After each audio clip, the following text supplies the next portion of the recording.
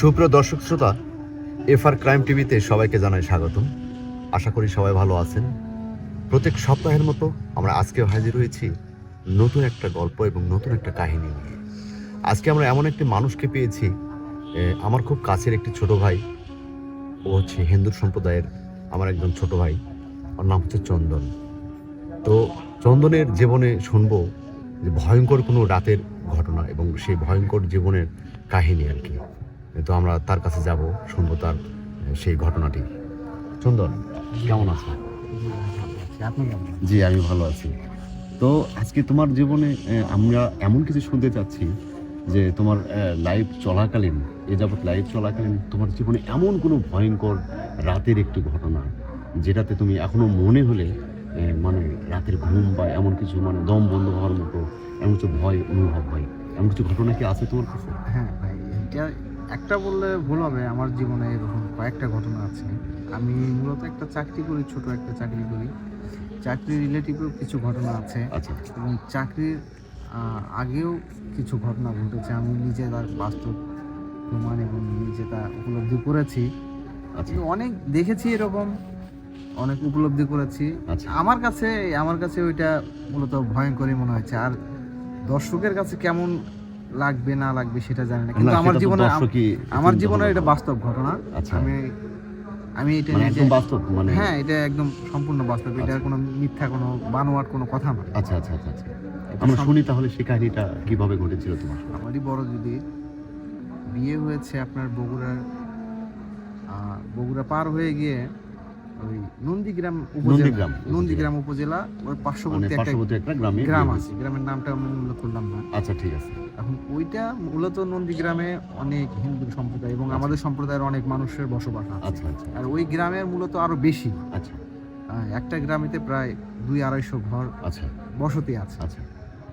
তা ওদের ওখানে একটা উৎসব হয় এবং ওদের ওখানে একটা পূজা করা হয়, যেটাকে আমরা সচরাচর জানি হচ্ছে চড়ক পূজা, যেটা ওই যে মানুষের পিঠে বর্ষি লাগাই দিয়ে উপরে উঠে ঘোরায়। আচ্ছা আচ্ছা আচ্ছা। হ্যাঁ, চড়ক পূজা নামে একটা পূজা আছে, মানুষের পিঠে বর্ষি লাগায়। হ্যাঁ, ওইটা তো মূলত আপনার উপরের দিকটা দেখানো হয়। আমরা সচরাচর দর্শকেরা এবং অনেক ভাইয়েরা উপরের সামনে যেটা দেখানো হয় সেটাই দেখেছি। আচ্ছা।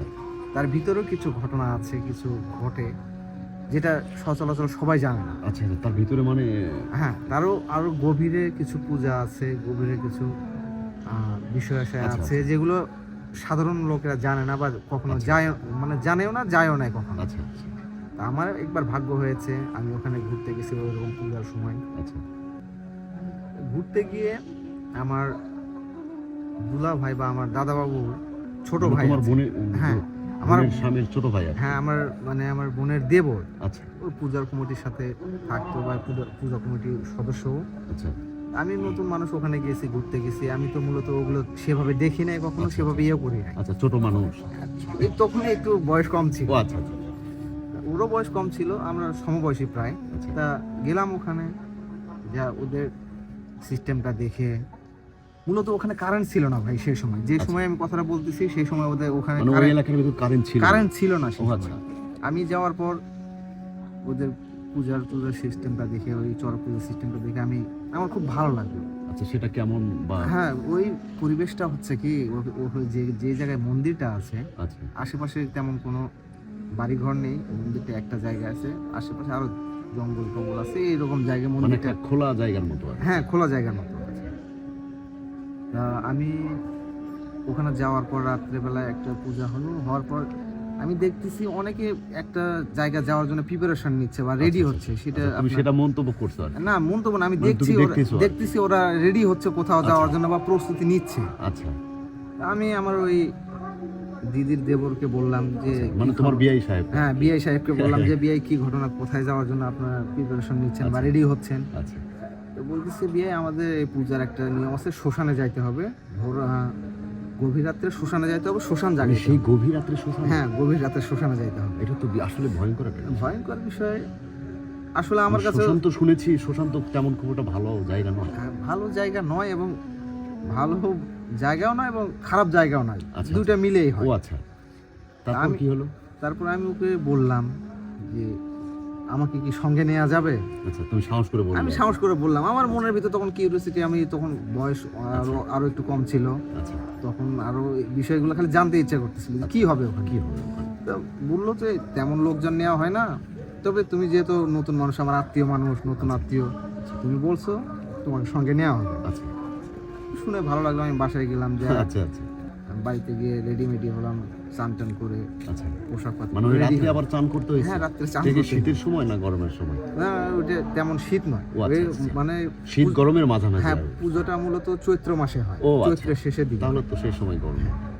তা আমি বললাম যে ঠিক আছে, আমি রেডিমেডি হলাম, খাওয়া দাওয়া করে রেডিমেডি হয়ে শুয়ে আছি। আচ্ছা শুয়ে থাকতে থাকতে আপনার 2টা থেকে 2:30টার মধ্যে আমার ওই বিয়ে আসলো, আমার কাছে আসে বলল যে বিয়ে চলো এখন যাওয়া যাবে। আচ্ছা আমি গেলাম, মন্দিরে গেলাম। ওখান থেকে বাড়ি থেকে মন্দির বেশি দূরে নয়, ধরেন তাও 200 মিটার, 200-300 মিটার। 2টার দিকে, হ্যাঁ, মানে 2:30 গভীর রাত্রে।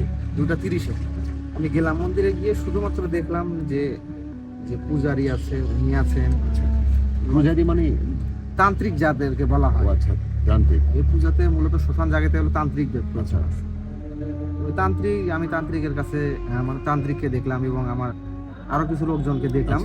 সব মিলে 6 থেকে 7 জন, আমরা 6 থেকে 7 জন। 6 থেকে 7 জন লোক আমরা। আচ্ছা ঢাক ছিল। তা আমরা গেলাম, হাঁটা শুরু করলাম। মন্দির থেকে শ্মশানটার দূরত্ব প্রায় 3 কিলোমিটার। বাবা, অনেক পথ তো তাহলে। এবং যেখানে মন্দির মানে শ্মশানটা আছে, সেই শ্মশানটা মূলত আপনার আশেপাশে 1 থেকে 1.5 কিলোমিটারের মধ্যে কোনো বাড়ি ঘরের কোনো চিহ্ন নেই। আচ্ছা। মানে একদম ধানি জমি পার মানে হয়ে সেটা গিয়ে একবারেই খোলা যায়, একদম মাঠের ভিতরে। হ্যাঁ, ধানি জমি আছে, ধানি জমি পার হয়ে একটা নদী আছে, আচ্ছা মানে ছোট নদী। ওই নদীর ওপরে মূলত শ্মশানটা। আচ্ছা তা আমি মনে করেছিলাম যে কাছাকাছি কোনো শ্মশান টশান হবে হয়তো। আচ্ছা তা হ্যাঁ, আমি ওদের সঙ্গে গেলাম। আচ্ছা যেতে যেতে অনেক হাঁটার পর, 2-3 কিলোমিটার হাঁটার পর, আমি শ্মশানে ওখানে যাওয়ার পর আমি দূর থেকে শ্মশানটা লক্ষ্য করলাম। আচ্ছা দূর থেকে শ্মশানটা লক্ষ্য করে দেখলাম যে আশেপাশে তো তেমন কোনো জায়গা নেই, শুধু শ্মশানটারই একটা ইয়ে দেখলাম। যে ওখানকার যে মানে সিনারিটা ছিল, যে গাছ এবং যে পরিবেশটা ওখানে সৃষ্টি হয়ে গেছিল, আচ্ছা।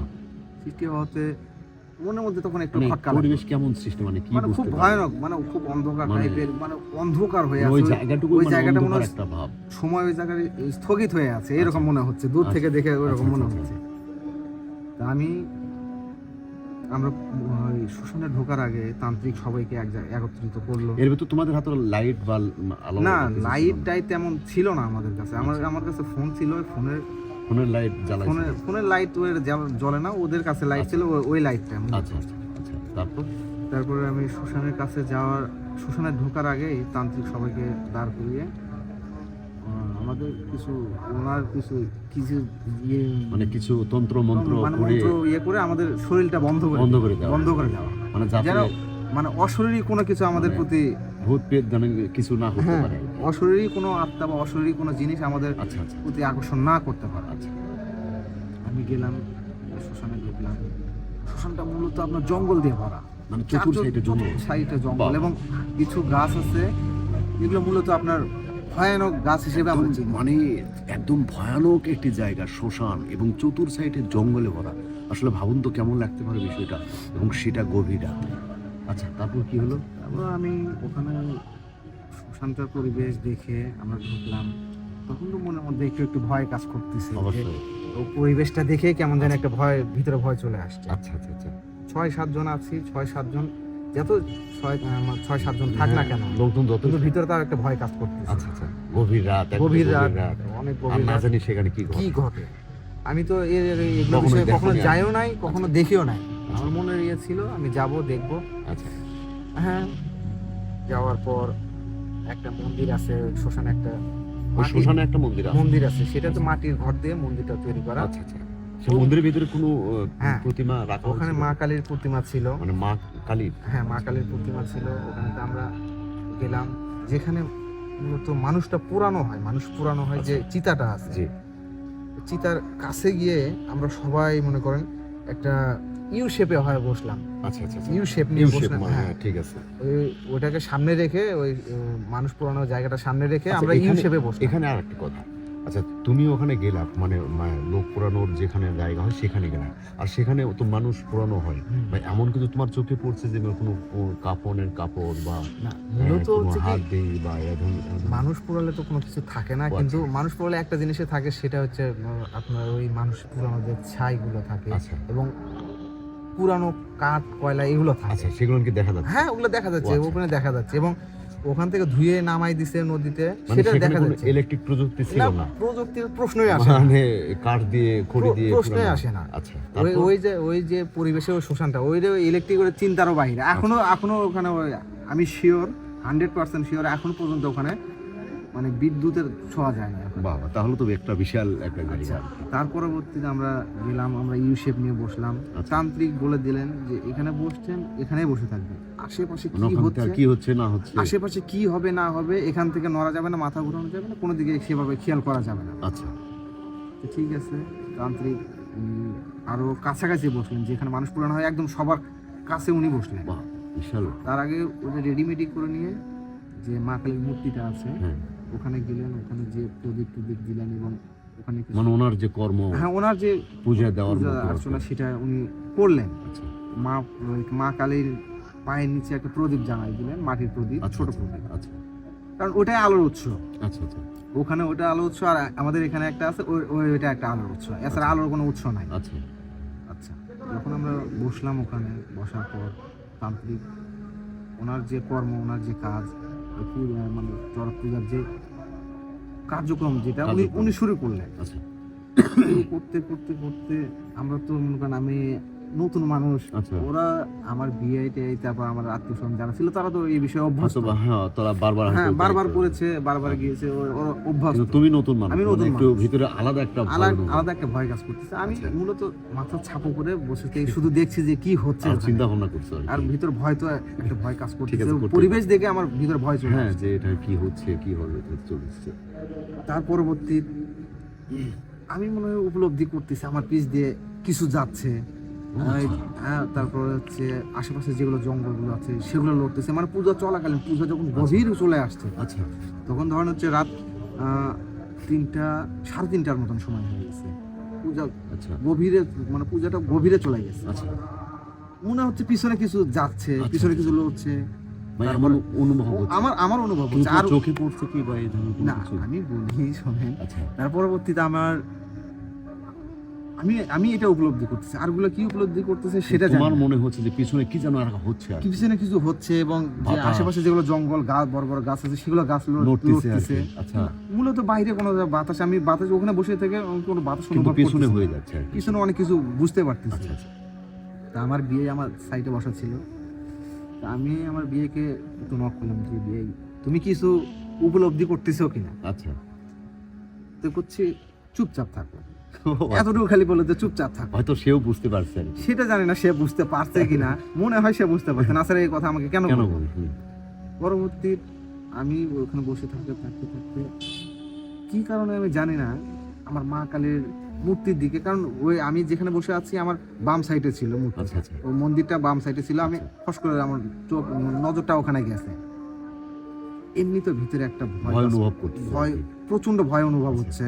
তারপরে আশেপাশে এগুলো আমি মানে উপলব্ধি বিভিন্ন করতেছি, রকমের সাউন্ড পাচ্ছ মনে হয়, সাউন্ড পাচ্ছি, এবং মানে কিছু অনুভব করতেছি আমার পিছ আচ্ছা। দিয়ে কেউ যাচ্ছে, লড়তেছে। বা গাছ নড়তেছে, আচ্ছা, আচ্ছা। বা জঙ্গলগুলো কাঁপতেছে, ভিতরে কিছু একটা না, হচ্ছে। হতেই পারে, কারণ ওটা একটা শ্মশান, আর গভীর রাত্রে শ্মশানে কি ধরনের কার্যক্রম হতে পারে, অবশ্যই এটা ভয়ঙ্কর একটা বিষয়। তারপর তারপর কি হলো? তার পরবর্তীতে আমি যখন হুট করে আমার ওই মা কালীর মূর্তির দিকে আমার নজরটা গেল, আমি ওইটা একটা দৃশ্য দেখলাম যে নিচ থেকে যে প্রদীপের অল্প আলো, হুম, মা কালীর দিকে যে একটা অল্প আলো যে একটা ছায়া পড়েছে। আচ্ছা আমি এতদূর মনে করি যে শহরে কোনো ছেলে পেলে বা অন্য কোনো জায়গায় কোনো ছেলে পেলে হলে এটা দেখলে তাকে মনে করেন হাসপাতালে নিয়ে যাইতে হবে, মানে এমন একদম একটা মানে হাস্যকর। এমন একটা সিন ওইখানে সৃষ্টি হয়েছে, এমন অজ্ঞান হয়ে একটা- যেত আর কি।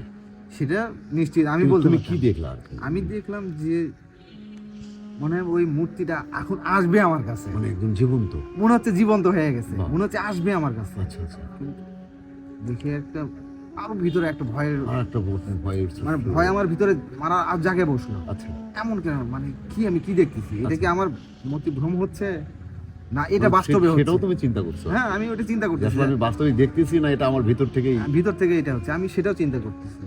আমি আর বেশি কথাও বলতে পারতেছি না, কারণ পূজা চলতেছে। হ্যাঁ হ্যাঁ, আমি ওখানে বেশি কিছু বলতে পারতেছি না। আচ্ছা, এদিকে পূজা চলতেছে। পূজা চলতেইছে, আচ্ছা চলতে চলতে চলতে চলতে এক পর্যায়ে পূজার শেষের আগ মুহূর্তে, পূজা ধরুন শেষ হবে তার আগ মুহূর্তে, আমরা যখন মন্দির থেকে যখন বের হয়েছিলাম, আচ্ছা তখন দুইটা কবিতর, আচ্ছা না 4টা কবিতর সম্ভবত, আমার সঠিক মনে নেই, অনেকদিন ঘটনা, 4টা কবিতর এবং 2টা সম্ভবত মুরগি ছিল, আচ্ছা। মানে মোরগ ছিল। মোরগ।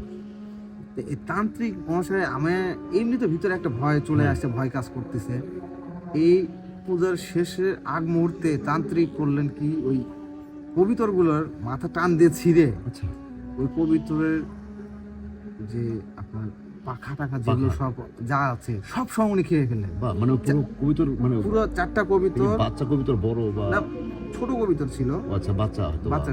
আচ্ছা 4টা কবিতর খেয়ে ফেললেন ওই রকমই। এবং ওই মোরগটা যেটা ছিল, মোরগটারও মাথা টান দিয়ে উনি ছিঁড়ে ফেললেন, না মোরগটার মাথা বলে উনি দাঁত দিয়ে টান দিয়ে ছিঁড়ে ফেললেন। ছিঁড়ে ফেলে যে রক্তটা ছিল, ওই রক্তটা হচ্ছে ওই ওখানে দেওয়ার পর ওই মোরগটা উনি খেয়ে ফেললেন। মোরগটা ওই অবস্থায়, ওই অবস্থায় খেয়ে মানে ফেললেন। আমি মানে আমার বিশ্বাস হচ্ছে না, আমি যে আমি যেটা ফোড়া দেখতেছি টোড়া সব সব সহ সহ, আমি দেখে আমার এটা বিশ্বাস হচ্ছে না যে আমি কি বাস্তবে দেখতেছি না, এটা উনি ওখানে বসেই আছে। বসে আছে ওখানে, আমরাও বসে আছি। আমি খালি আমার বিয়েকে একবার নক করলাম যে বিয়ে কি ব্যাপার, এইরকম বলছে, চুপচাপ থাকো না, কথা বলো না তুমি। আচ্ছা, আমি তুমি মানে বারবার আমি আমি খালি- আমার খালি ভিতরে জানার ইচ্ছা হচ্ছে যে এরকম হচ্ছে এটা কেন, হচ্ছে কেন আর কি? এরকম কেন হচ্ছে, কি কি কারণে হচ্ছে। কিন্তু তারা কথা বলতে দিচ্ছে না আর কি। না, আমি যখন ওই কথাটা বলছিলাম, সেই সময় তান্ত্রিক আমার দিকে একটা রাগের দৃষ্টিতে আমার দিকে দেখলেন। ওরে বাপ রে বাবা, আমি আরো ভয় পাই মানে গেছি তান্ত্রিক ভাই। তোমাদের সামনে আর কি, আমার- তোমরা পিছনে আর কি। আমার তান্ত্রিক ছিল আমার ডান পাশে, আচ্ছা আমার কয়েকজনের ইয়েতে ধরুন ইউ শেপে বসছি, হ্যাঁ। তান্ত্রিক ছিলেন ওখানে। আমার তান্ত্রিকের সাথে সরাসরি উনি আমার দিকে ঘুরলে, বাম দিকে ঘুরলে আমার দিকে ও নজর আচ্ছা, পড়বে। তোমার দিকে নজর পড়ছে আর হ্যাঁ, কি। নজর পড়বে। ওরে যখনই আমি আমার বিয়ের সাথে কথা বলছি যে উনি এটা কেন এমন করলেন, কেমন করলো আর কি, সঙ্গে সঙ্গে উনি আমার দিকে এমন একটা দৃষ্টিতে দেখলেন, একদম ভয়ঙ্কর একটা। একদম ভয়ঙ্কর। আমার ভিতরে মনে করেন আর এমন ভাবে ভয় লাগে গেল, আচ্ছা আচ্ছা, আমি যে আমি কি ভুলই করলাম নাকি, এটা এটা তো কি কথা হলো বলা আর? উচিত, কেউ তো কথা বলতেছে না, শুধুমাত্র আমি কথা বলতেছি। হুট করে আমার ভিতরে আরো ভয় কাজ অনুভব চলে করছে। আসলো, সেই রকম ভয় চলে আসলো। আমি আর কারোর সঙ্গে কোনো কথা বলতেছি না, আমি চুপ করে বসে আছি ওখানে। আচ্ছা আর ওখানে আরেকটা বিষয় হয় কি, আমি একটা বিষয় ছেড়ে গেছি, যে মানুষটা যেখানে পুরানো হয়, হ্যাঁ সেই জায়গাটা যে পূজার যে আয়োজনটা হয়, হ্যাঁ, সেখানে কিন্তু মানুষের মাথার প্রয়োজন হয়, মানুষের খুলি যেটা বলা আচ্ছা হয়, আচ্ছা, মানুষের খুলির উপর দিয়ে ওই পূজাটা ওখানে সম্পূর্ণ মানে হতো। মানুষের মাথার খুলি, হ্যাঁ মানে মৃত্যু মানুষের। হ্যাঁ, মৃত মানুষের, বাহ, এটা বিশাল একটা। ওটা দিয়ে পূজাটা সম্পূর্ণ আচ্ছা হতো। আচ্ছা, তারপর আমরা তার পরবর্তীতে আস্তে আস্তে আস্তে আস্তে ইয়ে হয়ে গেল, ওগুলো পূজা টুজা হয়ে গেল। গম্ভীরতাটা যখন একটা যে গম্ভীরতার সৃষ্টি হয়েছিল ওই ইয়ের আশেপাশে, শ্মশানের আশেপাশে যে একটা গম্ভীরতার সৃষ্টি হয়েছিল, মনে হয় সময় থমকে গেছে, আচ্ছা সেটা আস্তে আস্তে মনে করেন কেটে গেল, কেটে যাচ্ছে। কেটে যাচ্ছে। আমি বুঝতেছি যে আস্তে আস্তে সবকিছু ফ্রি হয়ে গেছে। আচ্ছা আচ্ছা, তো মূলত বিষয়টা ভাই, এটাই আমি আমার জীবনে একটা ঘটনা, মানে এটাই তোমার জীবনের সবচেয়ে ভয়ঙ্কর ঘটনা। ভয়ঙ্কর মানে- ঘটনা এটা একটা আছে, আরো আছে, অন্য সেটা একদিন আমরা অন্য একদিন বলবো শুনবো না আর কি। সবার কাছে। কিন্তু এটা যখন তোমার মনে হয়, তো কিন্তু এখনো কি ভয় অনুভব হয়? হ্যাঁ না, এটা ভাই, আসলে হওয়াটাই ভাই উচিত। একটা স্বাভাবিক। না, আমি সেই সেটাই। সময় আপনি কখনো শ্মশানে যান নাই না, রাত্রে? শ্মশান তো জানি, শ্মশান তো একটা আপনি ভয়ঙ্কর জিনিস। রাতে কখনো শ্মশানে যান নাই? না, আমরা যাওয়া হয়নি। দিনেতে গেলেও ধরুন আমাদের যখন কেউ মারা যায়, কেউ ইয়ে হলে আচ্ছা, আমরা দিনের বেলা যাই। কোনো একদিন শ্মশানেও সেই ধরনের গল্প। হ্যাঁ, আমরা দিনের ইয়ে বেলা করবো। আমরা যাই, কিন্তু ওই রাতে, গভীর রাতে, না, গভীর রাত্রে তো শ্মশান ভাই কবরস্থান- দিনের বেলা আমরা, যদিও কিছু না হয় তারপর একটা হ্যাঁ, ভয় অনুভব ভয় করবে, অনুভব এটা- এটা আসলে। তো সুপ্রিয় দর্শক, আসলে আজকে শুনলাম চন্দনের জীবনের ভয়ঙ্কর একটি রাতের ঘটনা। আশা করি আপনাদেরকে অবশ্যই ভালো লেগেছে এবং ভালো লাগবে। আর আমাদের কমেন্ট করে জানাবেন ভালো বন্ধু, আমাদের গল্পগুলো বা আমার এফআর ক্রাইম টিভির এই কন্টেন্টগুলো কেমন লাগে, এটা অবশ্যই একটু লাইক শেয়ার কমেন্টস করে জানাবেন। আর যারা সাবস্ক্রাইব করেন অবশ্যই সাবস্ক্রাইব করে আমার এফআর ক্রাইম টিভির সঙ্গে থাকবেন। ধন্যবাদ, সবাই ভালো থাকুন, সুস্থ থাকুন, আবার দেখা হবে নতুন কোনো গল্প নিয়ে। ধন্যবাদ।